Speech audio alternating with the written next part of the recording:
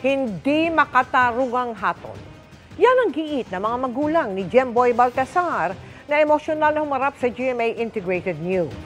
Iaapela raw nila ang kaso sa Court of Appeals, katuwang ang Justice Department at Office of the Solicitor General. Yan ang tinutukan ni Salima Refran. Wala nang mailuha si Rodalisa Baltasar, nanay ni Jemboy, ang 17 anyos sa binatang napatay sa hot pursuit operations ng Navotas Police dahil napagkamalang tinutugis na suspect. Eksklusibo ko siyang nakapanaya matapos ang pagbaba ng hatol ng Navotas RTC Branch 286 kung saan mas magaan sa inaasahan nila ang parusang ibinigay ng korte. Boy, ikaw na lang mag-isa ikaw lang yung anak ko na nag-iisa na lalaki tapos nawala ka pa. Tapos sa isang iglap lang na pagkakamali nila, ikaw hindi ka nang makakabalik sila. Nakulong lang sila ng 4 na buwan. Makakabalik sila sa pamilya nila.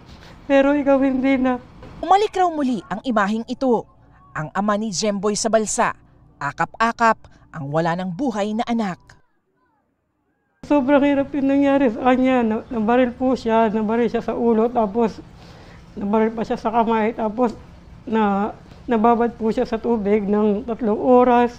Yun po talaga yung bumalik sa alaala ko na sana kung hindi sila nagkamali sa operation nila, boy, pa sana yung anak ko. Talagang masama loob sa mga pulis na yan. Nung makita ko yung tama niya sa mukha, lalo akong naghinakit. Kahapon, binisita ng mag-asawa ang puntod ni Jemboy. Sa pag-asang magandang balita ang iuuwi ngayon. Pero bigo sila.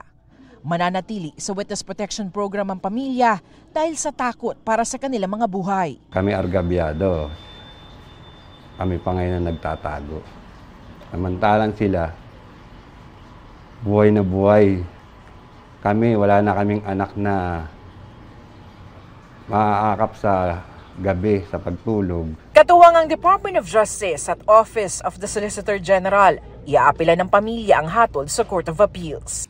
Itong decision ngayon ay sa tingin ho namin hindi sapat dahil meron makakalaya na mga pulis. Marami po tayo nakita ang mga areas or arguments dun sa decision na pwede pa din natin i-argue on appeal. Jemboy, lalaban at lalaban tayo. Hindi po kami susuko. Hanggat kaya namin, kahit sa huling hininga namin mag-asawa, lalaban at lalaban kami. Tingin rin ng DOJ, maraming aral na makukuha sa kasong ito. Their mandate is to protect and serve our citizens, but they should do it with self-restraint. Yung ating mga police ay nandyan para protektahan tayo, hindi tayo saktan.